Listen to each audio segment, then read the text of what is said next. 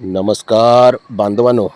तर आजचा टॉपिक आहे ढोंगी बाबा, पाखंडी बाबा, विक्रत बाबा, खरात बाबा, खरात बाबा, खरात बाबा.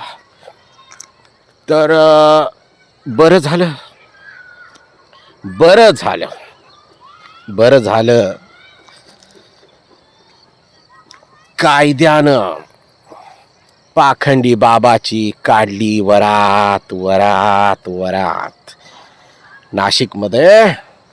बरं झालं पाखंडी बाबाची काढली वरात वरात वरात.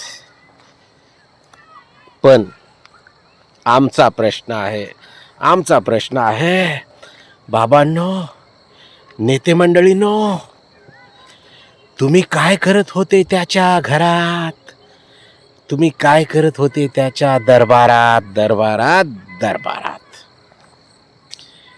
तर आमचं म्हणणं एवढंच आहे की बाबांनो, या पाखंडी बाबापासून सावध राहा.